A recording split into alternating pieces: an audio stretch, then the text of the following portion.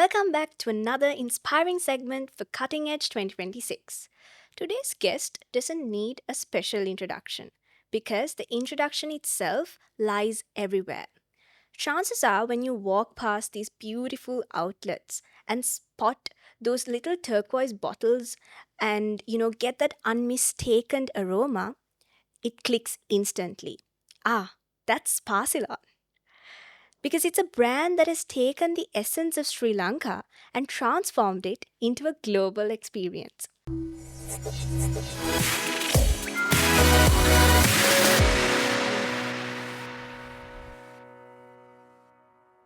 Joining us today is one of the masterminds behind that extraordinary journey, and that is none other than Mr. Shalin Balasuriya. Aiban. Hi, Bowen. So that was a deliberate choice of words Okay. because we see Sri Lanka is now trying to imitate the Western culture. And Spa Ceylon stands out for doing exactly the opposite. Take the products, the product details, the beautiful advertisements.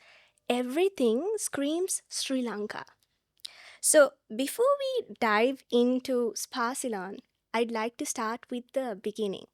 So, many youngsters out there are planning to go abroad and build a life abroad, but you decided to come back to Sri Lanka. So, what convinced you that your opportunities lie back at home?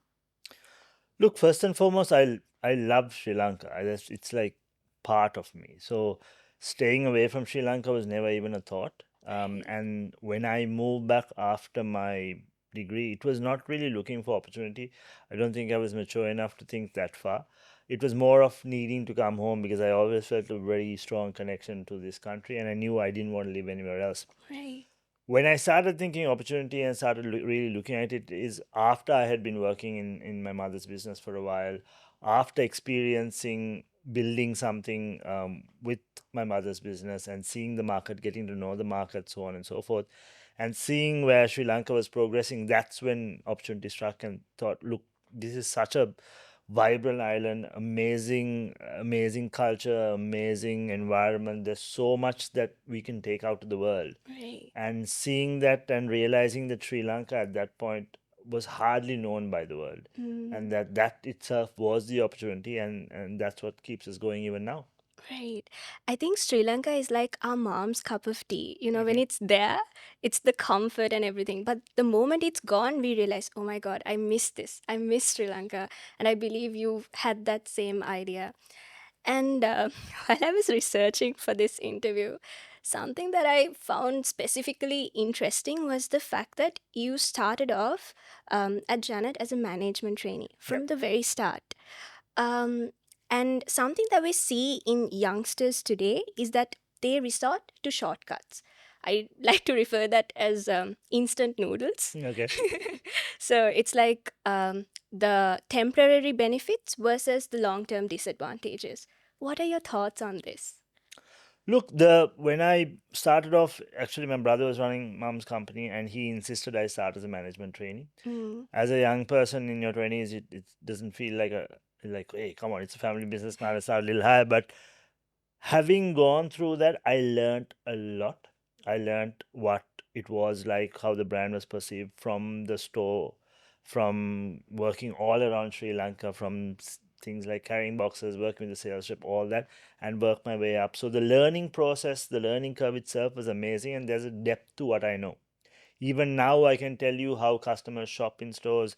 Even now, I can still go pretty much anywhere in Sri Lanka, and the older shop owners know me because I come with the sales reps. There's a depth of knowledge and a maturity that happens within the professional process as well. So a lot of young people these days want to skip a lot of steps. I speak to 20-year-olds who are suddenly have MBAs and say, okay, in the next 3 years, I want to become a senior manager and then a CEO before I'm 30 and so on. The thing is, learning is one, education is another thing, and there is also maturity that comes from working in industry. right. And that maturity comes from facing challenges, working with different people, understanding that there are different shocks that can come, how to face those things. And that maturity really is what builds leaders. that builds people who have the emotional maturity and the professional maturity to lead larger teams and so on and so forth. Fast tracking your education doesn't mean that you have the maturity to perform in a company or in a profession. So you can fast track that now in several ways, but again, the emotional and the leadership maturity and the industry maturity that comes from being at every step of an industry, that's unmatched.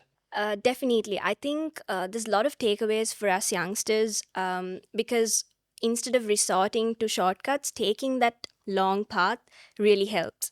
And Can I just add one more thing? yeah, sure. Something that really concerns me at the moment in this professional structure, like I was talking about this professional maturity. Mm, There are a lot of people now with this work from home situation who are now working for companies where they're working exclusively at home. I think this is going to be a disaster moving forward because when all your professional experience is working alone for a company you haven't seen, no matter how much money you're making, that whole learning from working in a team, a whole learning from just even the office gatherings, the exchanging information, learning from other people, teaching other people, the exchange that happens, the emotional maturity that happens, because in your 20s is when you really grow emotionally from your 20s to your 30s. Now, if you ask me what I was like in my 20s, I was a mutt, okay? I mean, it's just silly guy doing silly things. But you start maturing and the maturity happens when you interact with people. It's not a knowledge thing. You can't read things in books and become mature. It's in the interaction. So I worry for a generation working from home, not getting enough interaction, not facing enough trials and tribulations, not facing those difficult conversations, the days that you're not feeling up to it, but you still have to go and make something happen and interact with people, you really grow then. So when we have a generation of people who don't face that, I worry for what happens next. right. I think that's an interesting point. I work from home as well.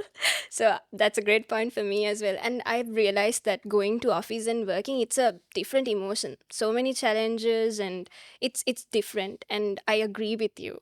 So um 16 years in, Spa Ceylon has now has 100, over 150 locations around the globe, in over 30 countries with more than 600 SKUs. That's a huge leap. So if we consider Spa Ceylon as a tree, I think the roots come back to Janet, found in 1961. If I were to put Janet into words, I think it's a product that I have used, my mom has used, my grandma has used, so has my great grandma. The impact is absolutely great. So it was a product that was accessible to us, affordable, and a quality product. So, what made you transition from Janet to Spasila? There's no transition at all. Right. Janet still exists. Janet still is sold in over 6,000 stores across Sri Lanka. It's doing exceedingly well. It's got a lot of new products. It's managed under our portfolio as well. Right.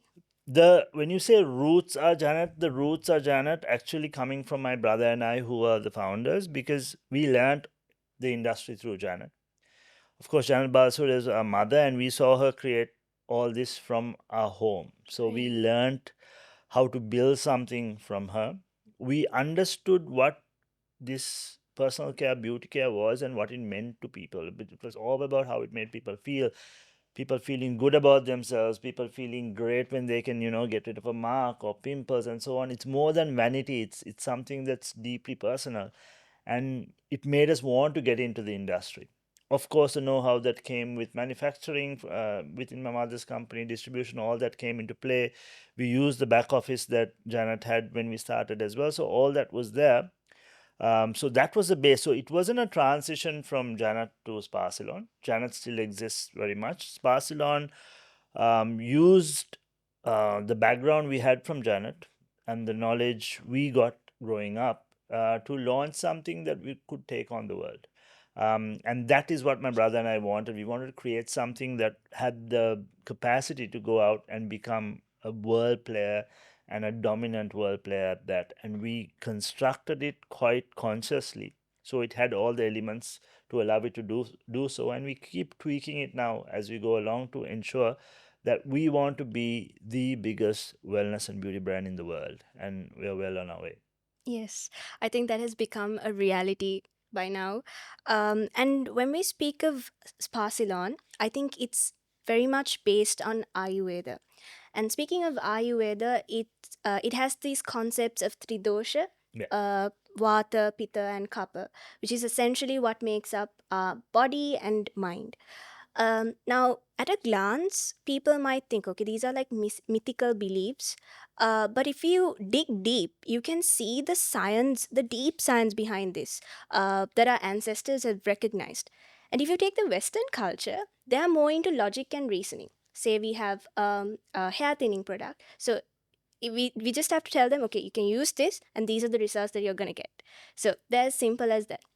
And something very interesting about Sparsilon is how they have created that bridge among the Eastern world and the Western world. That's beautiful. How do you make this perfect balance?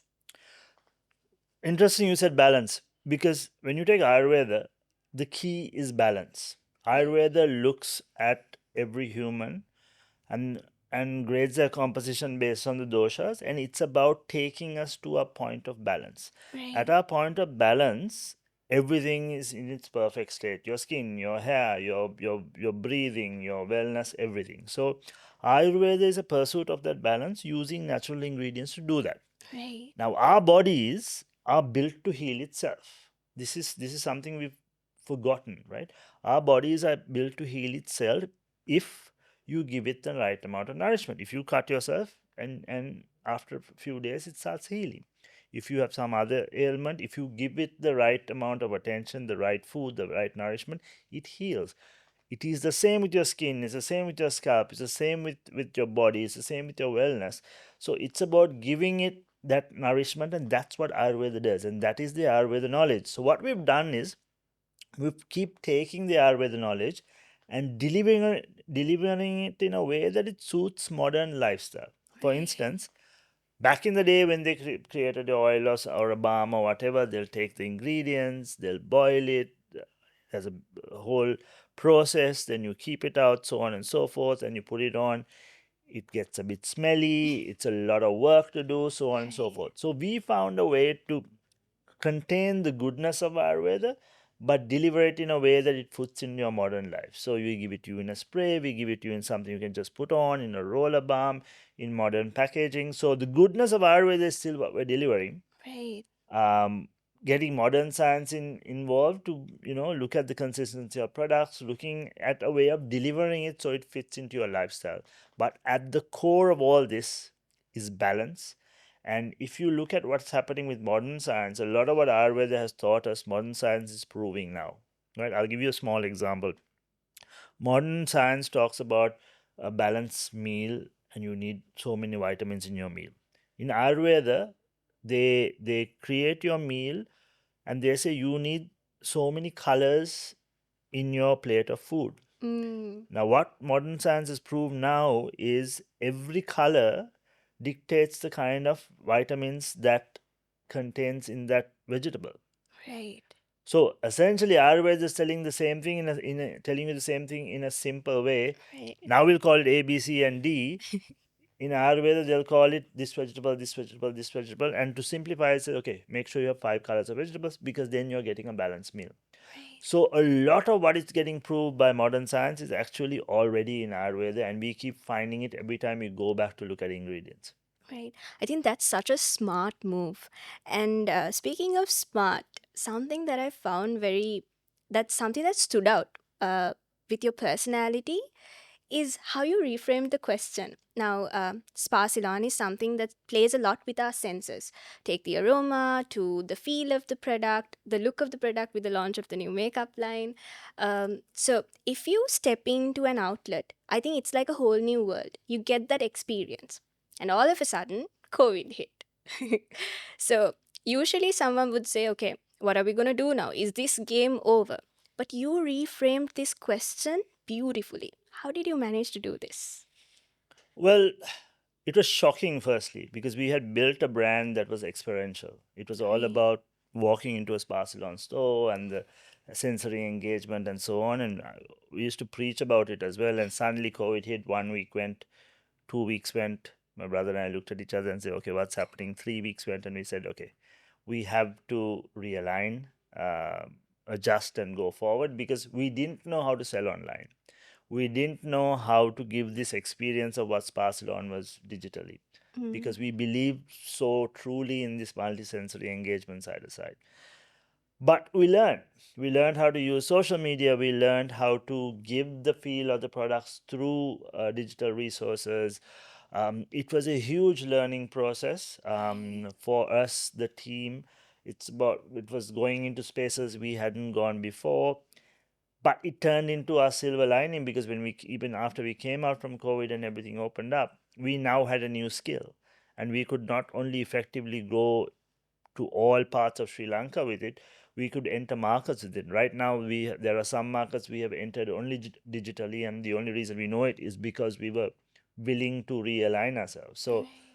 this is something I talk to many businesses about, many entrepreneurs about as well. That you can you can love what you do and be very aligned to what you do, but you have to be agile because we work and live in a world now that is in constant chaos. You Yes. plan something and something else happens. We had two Middle Eastern openings planned when this whole Trump situation happened and the war broke out, and something new happens a little later. So we've had crisis after crisis in Sri Lanka. We are so connected to the world that world crises affect us as well. So the other day, an entrepreneur was telling me, "So what are you going to do? Are you going to wait for the dust to settle?" I said, "The dust never settles anymore. Right. That's Learn to so work true. in dust. Learn to work in chaos because this is the new world, and that's how we work now."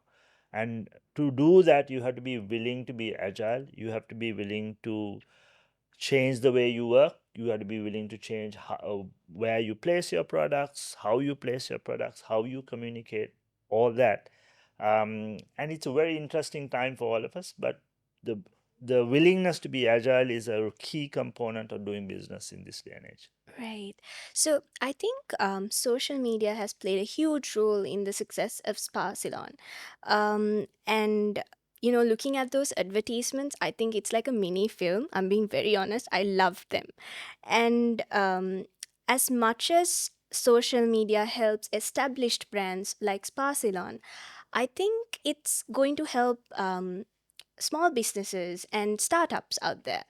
So, how has digital media changed the playing field for entrepreneurs?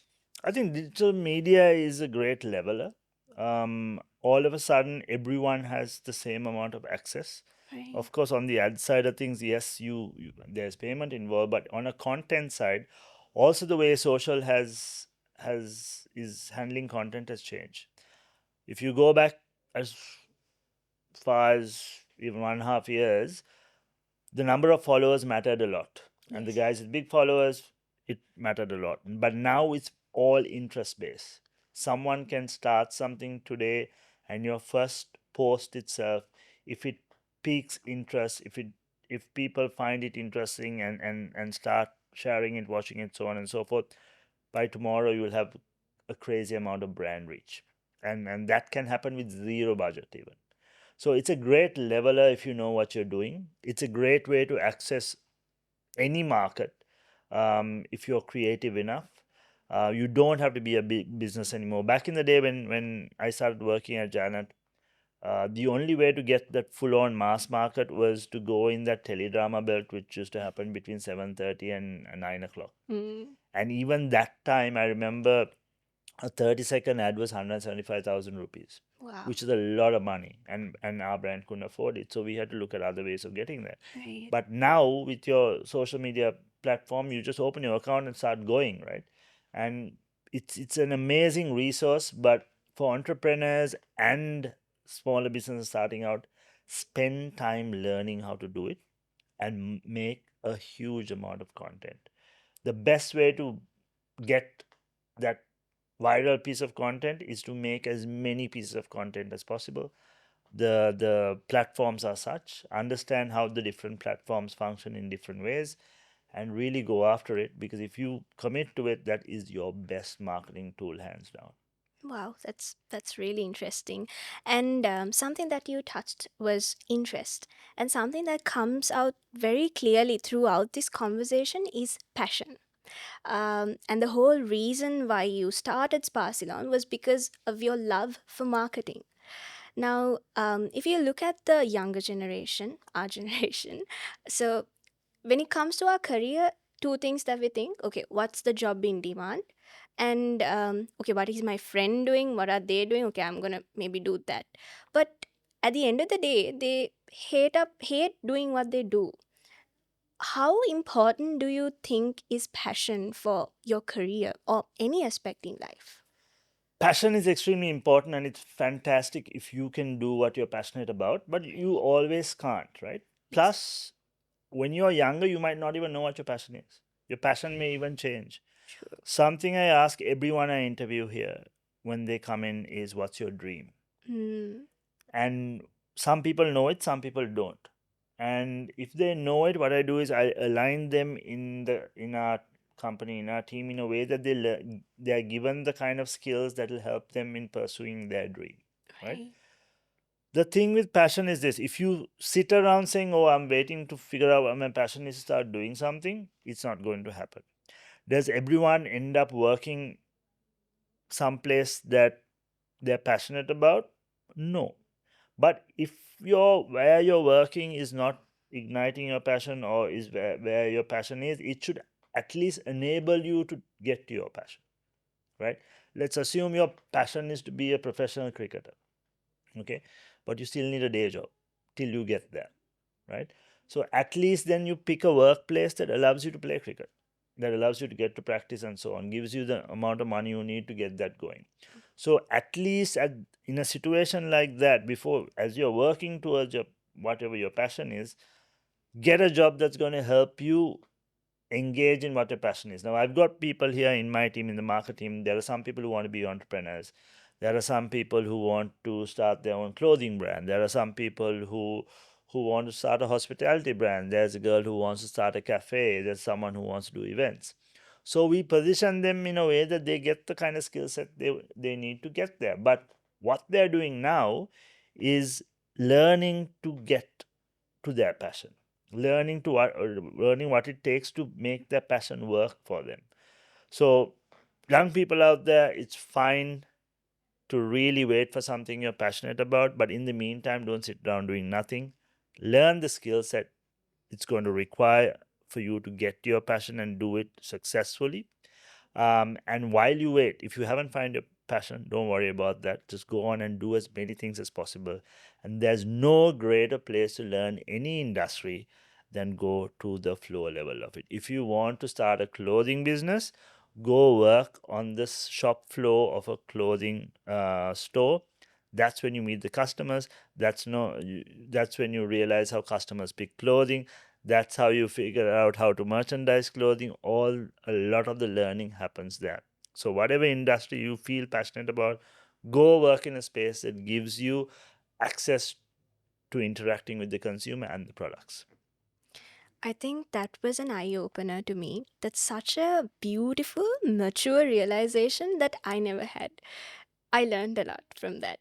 So, and I'm sure a lot of you out there must have learned something out of this advice because I sure did. So we've been talking a lot about deep things. So I think we should chill the conversation a little bit. So we have a rapid fire lined up. Okay. It's called Tech Bits. So the rules are simple. It's 3 seconds Hmm. to answer and 3 words Okay. maximum. All right. So ready? Yep. Okay. Go global brand or local hero? What are you asking me? What is the question? So would you prefer being a global brand or a local hero? Oh, global brand. Global brand, Because if right? you become a global brand from Sri Lanka, you become a local hero automatically. Nice. Biggest business superpower. Understanding your consumer. Work life balance, myth or reality? Reality, but the balance varies from time to time. Right. Okay, this is gonna be a funny one. Have you ever walked into a Spa Ceylon outlet pretending to be just another customer? I have walked into stores and no one's recognized me. I haven't had to pretend, but it's happened. Yes, Okay. Risk or stability? risk, because without risk, there's no growth. If you weren't an entrepreneur, what would you be? An architect, Wow, that's another side of you. anything that involves building. So I wouldn't be able to do something that's monotonous or just repeats all the time. So anything that I'll be an architect, a chef, something that involves creating something. Right. So, if Spa Ceylon made a perfume inspired by you, what would it smell like? It should smell like fun and vibrancy and drive. Right. Tea or coffee? Coffee, many cups of coffee. Right. No offense to tea. Okay. I am a tea lover. Most underrated business buzzword. Sorry. Most underrated business buzzword. Most underrated business buzzword. Can I tweak that? Sure. I'll tell you the most underrated word that should be in every business. Empathy. Mm, right. That's interesting. Would you rather have the best product or the best brand? Sorry, The best brand. best brand. Beach or mountains? Beach. Marketing or entrepreneurship? Marketing. Right. I think we had a really interesting and fun segment where we learned a part of Mr. Shalin that we've never seen before. So we were we touched into empathy, and it's sad that over 60% of Gen Z has been affected by anxiety disorder, and of that 43% have had panic attacks every month. This is done through a survey conducted in 2023 by the Hill. So I see the interest Spa Ceylon has towards mental health, uh, be it the de-stress products or the yoga retreats. There's so much put into thought when it comes to mental health. So to a young person at home, sitting and wondering, okay, what am I going to do with my life? Because this is a very confusing age. What would you say? What are we talking about? Are you talking about from a mental health perspective where they're feeling stressed and overwhelmed, or are Yeah. you talking about how do I plan my future kind of thing? Being Which stressed about the future. being stressed about the future? Okay, two things, Okay. right? I'll speak to the camera. Two things. One thing is stress and this feeling of overwhelmment, right? One of the biggest reasons a lot of young people are feeling this is because of the amount of stimuli there is today in the world. You pick up your phone, thousands of images, videos, so on coming at you. You are automatically putting yourself under a lot of contrast and pressure because you're comparing yourself or you feel you're being compared to different standards from different places around the world. The other thing is a lot of stimuli also means that there is no turn off time for your mind. So a key thing here is find the pauses you need for your body and mind, right? I'm very big about talking to people about breath. People think our fuel is food. Our fuel is not food. Our fuel is our breath, the way we breathe in. You can go without food for weeks, even. You go without breathing for a few minutes, that's it. So make sure you're breathing well enough because it's a big indicator of your wellness. Anytime you're feeling overwhelmed, anytime you're feeling like the world is getting too much, your breath is a good way of taking control. I'm going to give you an easy little tip, right? Two sharp breaths up and one long breath out. That alone is going to help you take a moment and reset. Again, do that a few times. Find your peace. That'll help you to take control. That's on the stress side of things. Get sunshine, Do something that's active. People underestimate how important sunlight is. Sunlight is one of the main ways we get energy into our bodies. It's, yes, vitamin D as well, but sunlight also activates our circadian rhythm, which connects us to the rhythm of the earth, helps us sleep better, and so on. Make sure you're getting sunlight. Make sure you're getting good sleep. Good sleep means you forget hustle culture. Everyone needs a good amount of sleep. 8 hours is great. Make sure you're getting REM and deep sleep. That really helps your mental alertness and the way you feel and your mood as well. So, if you're feeling overwhelmed, two really important things: get some sun, get good sleep, also get exercise. Between these things and your breath, already you'll start feeling better. Um, for those of you who are worried about your future, here's the thing about worry. If you think about it, worry comes from two places. Either you're worrying about your past or you're worrying about your future. Now, where's the space where there's no worry? The now, the present. Focus on the present. A lot of people have real problem being present. Focus on your present. That will help eliminate a lot of worry. Figure out what you're doing today and do that well. And as you go along, you're building skills, you're building capability, you're building confidence, and that's going to help your tomorrow. So forget yesterday, worry about tomorrow, focus on today. Wow, that was so inspiring. I just did the breathing exercise and I instantly felt calm. Sports people, when if they're playing a sport and they need to reset, sports psychologists give this to them. It helps completely reset you. Every day before you fall asleep, you might not realize this. Your body automatically does this. The two Right, breaths in and out just before you doze off. right. So I'm going to be very honest with you. I was very nervous before this whole podcast.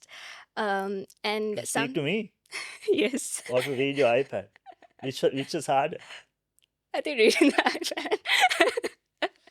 So, something that I found that really helped me was bid. Hmm. I found that very interesting. And since I was nervous today, I was breaking it down. Okay, why am I really nervous? Can we speak a bit about bid? I found it very helpful. Okay, so bid is a construct I put together for my team, particularly. Again, lots of young people. Bid stands for break it down. So anything you have in life, a lot of it is when you look at the larger problem, it feels overwhelming. But when you break it down into phases, you break it down into three phases. First phase is what is easy and you can do. Second phase is what is difficult and you need help. Third phase is what you don't know how to do, right? In most cases, when you finish that first phase and get done what you know to do, and then get help even and do the second phase, more than 50% of what you need to do is done. And you've already got the confidence and sometimes the knowledge to get to the third phase as well. What happens most of the time is when we don't break it down, we're looking at it and think, oh my God, there's so much to do. Right? There's a story about, it's from Will Smith's book about building a wall, where he and his brother are need to build a wall that's collapsed in their father's warehouse. They show up to the warehouse and look at it. It's a humongous wall. They can't see end to end even. And they go look at, tell their father, it's so large. How are we ever going to do it? And the dad looks at them and said, forget about the wall. Just lay the brick in front of you. And they start building one by one. And next thing you know, the wall is built. So break it down. Again, do what you know and is easy first. Then do what you can do with the help of someone else. By the time you do those two things, you're more than halfway there and you can get the resources to the rest. Thank you so much, Mr. Shalin. I think personally, I learned a lot. It was a very meaningful conversation, and a lot of youngsters out there must have learned a lot from this conversation. So, on an ending note, I'd like to ask you, looking back at young Shalin, who came back from Australia, what advice would you give young Shalin and to any aspiring entrepreneur out there? To youngsters, don't do anything differently. I think you turned out okay, man. To any young entrepreneur out there is, whatever, I think I said this before, whatever you're doing, whatever industry you're in, work on the floor of it. If you want to start open a gym, go work as a trainer in a gym, understand what your customers want from you. If you want to start a clothing line, work on the floor of a clothing line of a really good brand that you respect, figure out sizing charts, how to hang something up, what customers ask for, how customers interact with people. The learning is unbelievable. If you want to start an events company, go work for someone in an events company, understand what it is like to run an event, all the pressures that come with it, so on and so forth. Planning things on paper and executing it is very, very different. The planning process is essential, but on ground experience, guys. No masters in the world can prepare you for that.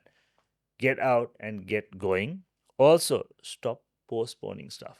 If you want to go, again, a lot of guys who DM me want to start clothing business. I blame Joel. He's made it look too easy. If you want to start a clothing business, even while you're in uni, go work part time at a clothing store. See how it is. You might hate it after that, or you might learn a lot. So get going, get busy, get learning, and get successful. And that's the kind of energy we're bringing into Cutting Edge 2026, being fearless and taking that risk beyond every known boundary. I'll see you there.